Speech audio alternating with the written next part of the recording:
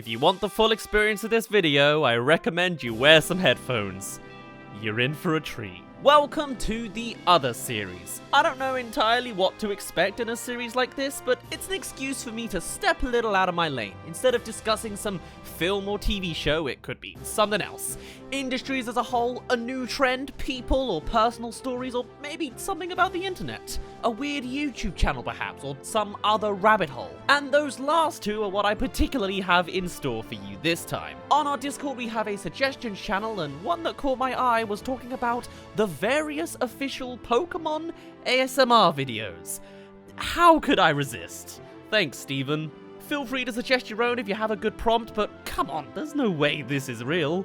This is real! And the more I research into it, the weirder it gets. So come join me as we enter the peculiarly prominent planet of plosive Pokemon programs. You'll never look at Pokemon the same way again. So just searching up the prompt on YouTube sends you a few classic ASMR videos if that's your thing, until you reach Pikachu by the Patio. Released on December 4th, 2020 by, yes, the official Pokemon YouTube channel. I mean, sure, it's in Japanese and I only recognize the word YouTube in it, but 1.7 million subscribers doesn't lie. So how do you make Pokemon ASMR content?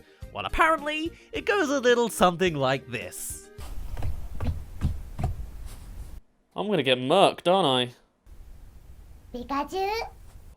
Oh, that's uncomfy on the side. Yeah, somehow hearing a human-voiced Pokemon whispering in my ear doesn't really give me the good kind of tingles. Still, the actual content is surprisingly high quality. With most ASMR videos, usually it's just a camera and some props and an unedited run of prodding a microphone. But here, this is fully CG. Someone went out of their way to really animate all this, and it has some professional Pokemon gleam to it. Minus the 2 frames of mouth movements. Actually, this whole thing kind of reminds me of that Pokemon Channel game for the GameCube. Again, having your own Pikachu in a room, just focused on watching TV all day. Just here, there's better graphics. So anyway, as the video continues, Pikachu just goes ahead and does a bunch of things like it's a quiet day indoors. It is actually kind of peaceful environmentally, like a sunny day with your pet. The least relaxing part is the fact that it's a hyperactive Pokemon. Jesus, what did you break, Pikachu? Seriously, why is that in an ASMR video? So some of the things Pikachu is doing is jumping in front of your face, calling out their own name, chasing after their ball, falling asleep, and getting scared by a Mimikyu cameo. Actually, Pikachu seems to have some real mood swings, jumping from afraid to super happy again throughout this video. It's a real eye-opener to the slice-of-life weirdness of Pokemon, I guess. Still, it's mostly just a general video of sounds. It makes me wonder how this room would sound owning any other Pokemon and hearing their cries all the time, you know? Who's that Pokemon? It's Zapdos! Now this is peaceful. And you know, it's really fitting to go with electric-type Pokemon for these ASMR videos, as you can literally say they're using Thundershock to give you the tingles. Ugh. Anyway, it's weird, but I strangely kind of enjoy the vibes, even with how... Alright, and we're moving on! So what else does this channel have for us? Obviously, with it being the main Japanese channel, it's got all sorts of stuff. Anime clips, new game trailers, reaction game shows, and remember that old phase of weird Pokemon songs? Yeah, that's in here too. Slowpoke and Magikarp and... Actually, I think that's all they made. Still, despite the 8 years of uploading, we want that ASMR, damn it, and receive we shall, with the iconic triple pack of Pokemon starters, Charmander, Squirtle, and... Where's Bulbasaur? Like, are you kidding me? Yeah, apparently they never made one. Come on, Pokemon, get it together for Best Boy. These 2 videos that we do get rapidly decline in quality. Take Charmander's Fireside Slumber, for example. Has a less dire vibe of that one time Charmander almost died in the anime, sleeping away in a cave by the fire. Cute, right? Except, as a connoisseur of ASMR now, the actual content here is lackluster. I mean, with Pikachu, as much as I hated it, we had audio from Ikui Otani whispering in our ears. For everything these guys, there's no audio from the anime cast and no audio from the games either. They're all completely mute. My dreams of a screeching Zapdos are ruined. And for Pokemon-specific ASMR content, that really sucks. The Charmander video is twice as long as Pikachu's and has him sleeping silently with the sound of fire playing the whole time. And that's it. Nothing else happens except a yawn and a few stretches. A slightly thematic remake of the fireplace clip on Netflix. And don't even get me started on Squirtle's day at the beach. This is, without a doubt, the worst ASMR content I've ever seen. Forget all the amateur content creators you have in mind who tried to jump on the trend half-heartedly years ago. At least these people showed up for their own video. In Squirtle's day at the beach, I kid you not, we get no sounds from Squirtle beyond footsteps and the general sounds of the beach. Okay, a relaxing location. What else is there?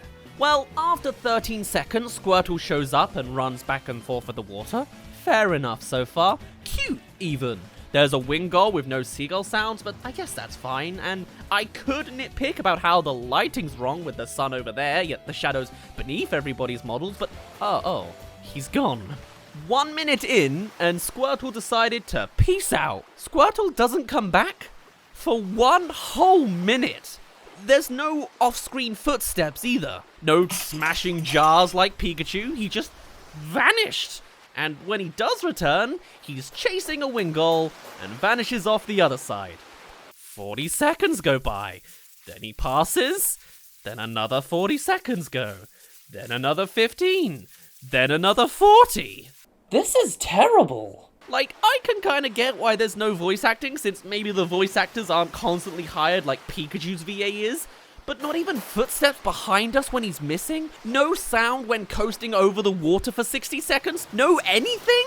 This video is 15 minutes long, and we haven't even covered half of the content. He still has time to disappear for 70 seconds, and then 30, and then 45, 30, 20 again, 75 seconds. He finds a shell in the sand, silently celebrates, and then vanishes again for a full 2 minutes. Well, I guess since we've got the time to spend, if you haven't already, subscribe, or let me know you like the direction of this new series with some boosts in the algorithm. You could also check out my highlights channel, our Twitch streams, Twitter for whatever's on my mind, TikTok if you want snappier content, the Discord to join the chill community, Instagram if you like the occasional picture I guess, and the archive channel for stream VODs. Find it scattered down below in #DazzReviews. And stick around to the end of this video if you want a hint for the next one. Man, Squirtle still hasn't reappeared in all this time. What a finale. Like, how does this even count as Pokemon ASMR? There's barely a Pokemon to be found, except a Kyogre cameo and a gigantic Wingull. Seriously, what is also up with the perspectives in this video? Apparently, they are about the same size, but shouldn't that, like, include the wingspan as well? And even then, they both look gigantic against the background. This is just all sorts of sloppy, and this came out before Pikachu in August 2020, whilst Charmander was January, so it's not like they were running out of ideas. This is in the middle of the ASMR run. What we really need for a good Pokemon ASMR video is, I don't know, maybe some genuine Pokemon sounds? Well, I'm sorry I asked now. Did you think we were done? Of course not. This is the Pokemon ASMR magnum opus, and it debuted back in January on a whole different YouTube video. Pokemon Kids TV Japan. Because you know, all the kids will be raving about the slosh factor of your average Grimer. So this channel, it has about 250,000 subscribers. Alright, except when you actually click on it, boom! English version, suddenly at twice the size. And it's not just a language difference between the two, they each have entirely different content. No ASMR here. So one escapade through VPNs and changing the language later, I was able to access the Region Lock Japan channel and found all sorts of oddities. What constitutes some kids' content in the Pokemon world beyond the Grimer? Well, in Japan actually, it's quite charming. There's a Looney Tunes style animation short of Scraggy, a recipe for a Pokemon themed lunch, counting Wooloo as a sleeping video, short stories in all sorts of forms like a comic book, puppetry show, or stop motion, which is really cool, and then there's this one in the style of Pokemon Art Academy of a guessing game with all the Pikachu clones. Who's that Pokemon? It's Pikachu! It's Clefairy! And there's a running series of a Pikachu and Eevee mascot getting IRL tours to places. They see the Coast Guard, a Pikachu train, the YouTube space, a Pokemon wedding, and then Pikachu tours a hospital, witnessing an ultrasound and a Pokemon-themed CAT scan machine. Aw, that's cute. Wait a minute. And a baby incubator. And then they greet a bunch of very visibly ill kids. Well, I wasn't expecting to get to there today. Shall we get back to the ASMR? Yeah. Maybe that's the best idea for now. So Grimer, he comes with the shortest runtime of the lot, but with all sorts of original content. Really, it looks like some sort of test animation, just 90 seconds of stuff happening to him. He slurps down some stairs, glides over some balls, vibrates on this platform that makes me uncomfortable beyond words, and then he gets sucked up a pipeline, because, you know, for those that are craving that unanimous sound of when you struggle to unclog a toilet, because the curse that is that one Among Us task just isn't enough. Don't watch this video eating dinner like I was the first time I found it. Still, it's miles better than what we had before. Pokemon connected actual sound effects. I wonder what other colorful audio there is from the Pokemon world. I hope it's not just all the poison types that can do this. Maybe some levitation sounds from a psychic type, or some metallic clinks from metal ones. I don't know. Actually, from the sounds of this video, it sounds like you could make a Grimer gun sound with how he shoots out the pipe. Lovely. Still, whether you're disgusted or delighted, that's all she wrote for Grimer. But there is one final ASMR video. Releasing January 17th, 2020, the same day as Charmander for some reason, the second worst one on the bunch, is Chespin's Happy Snack Time. 'Cause sure, who needs Bulbasaur as your grass starter Pokemon when you could just have Chespin, the Gen 6 equivalent? Why? And this came out first, so it's not like they skipped Bulbasaur and moved to another generation. After this is Squirtle and Pikachu. I'm so lost. Still, while the Japanese channel struck gold on effort with Grimer, this time around, we have Squirtle syndrome, though not as bad. Despite the fact that Chespin's voice actor is presumably more available than the others, they make essentially zero sound. But while so far we've had fire, water, voice, and slurp, now we get another ASMR classic with eating. Chespin doesn't actually make any vocal noises, but he does chew. Probably in stock sound effect form. Sometimes it takes one bite to eat a thing, sometimes 3. We watch each individual piece devoured, Pikachu delivers a new collection of candies, and Chespin eats the rest until satisfied. It's fine. More interesting than Charmander, and definitely better done than Squirtle. It's also just bland. There's really nothing more to say here. So, since we're in the region, why not traverse the real rabbit hole here? Not the ASMR content, but these kids channels. There's still the whole English-speaking kids channel. How does a conglomerate like the Pokemon Company perceive kids as their primary audience here? Well, while Japan gave us educational videos on industries in Japan, the Western world gets masterpieces like Rolling Pokeballs and Pikachu vs. Eevee, Place Finger Here, The Great March of Pokemon, where Swablu is totally about to die until they cut away from it, and Find the Pokemon, which would honestly be quite a cute game if I literally didn't feel like an idiot because my colorblind eyes genuinely struggle to find the damn Pokemon. Seriously, there's 3 Pokemon in every one of these videos and I've only been able to spot all 3 of them once, and the comments can't help because this channel is made for kids so it won't be allowed on YouTube. Please, someone comment what it is because this has been killing me on the inside for days. Then there's also a song about brushing your teeth, a song about Halloween, Twinkle Twinkle Little Star, and a song about the woes of a Yamper.